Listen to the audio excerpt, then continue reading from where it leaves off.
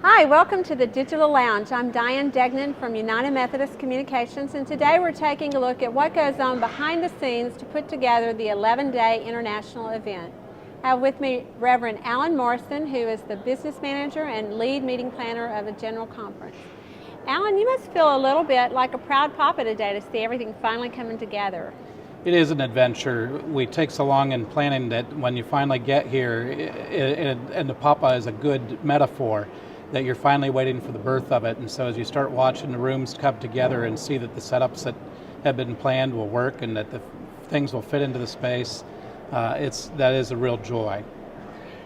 Tell us a little bit about the scope of planning a meeting this size. What goes into it and how long does it take? Well, the General Conference is a delegated body that comes from well over 60 different countries with 1,000 delegates gathering together, and so there's a ton of detail to be done throughout the time.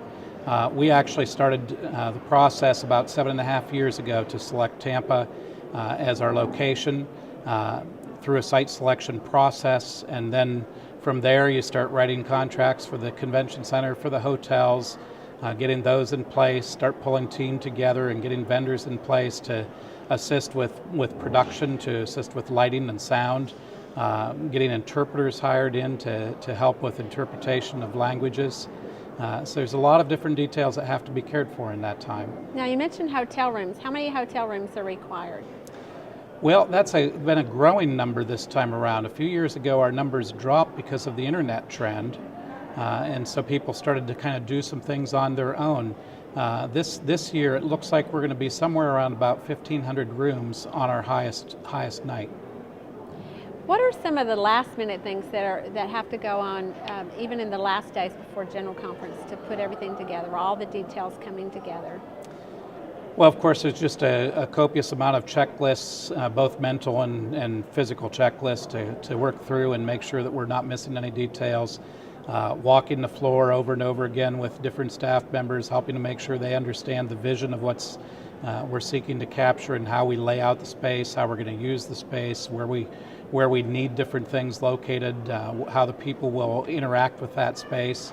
And also things like in order to get the delegates here, I get to spend a fair amount of time on the phone with Border Patrol agents as they're dealing with the travelers. Tell me a little bit more about that. It's a large global meeting. How does the difficulty factor enhanced by trying to bring together so many people from so many different countries? Every time is a little different. As to what countries you may have more difficulty with getting the delegates from there to here. It's really a two-step process. On the first part, it's for the delegate to get their visa.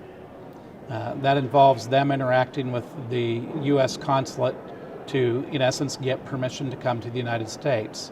And of course, the consulate operates from the viewpoint of everybody that comes to the United States wants to live here. And so in essence, the delegate has to show adequate proof that they don't want to live here. They just want to come, take part in this event for the 2 weeks, and then go back home and continue to be a part of the church at work in their community.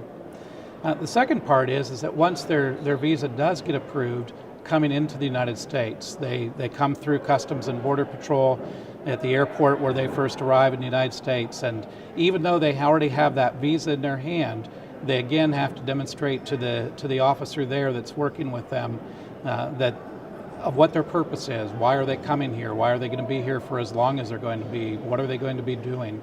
And so, in fact, yesterday I got to spend a couple of hours on the phone going through and documenting several of our travelers from one area of the world, literally having to share birth dates and passport information to show that I knew who these people were and that they were our invitees.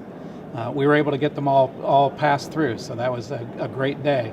But those are some of the details that are in those last hours. What's your favorite part of this job? I think the favorite part is just simply watching it all come together and finally getting to see the body arrive. It's a great moment during opening worship to be able to stand in the back of the room and just look out across the room gathered together in worship and lifted their voices together in all the different languages represented. And know the part that I got to play in helping to make that happen. This is your second time as business manager of the General Conference. Easier the second time around? Some aspects are. There's things I know to anticipate. There are things that I know I simply have to deal with and do. But again, each location brings its own benefits and its own challenges that we have to find the different ways to work with a different location and what it's capable of doing and handling for us. Well, it's exciting to see it all come together, and I thank you for sharing that with folks here in the Digital Lounge. Be sure and check back to hear more behind the scenes from leaders and newsmakers at General Conference. Thank you for joining us.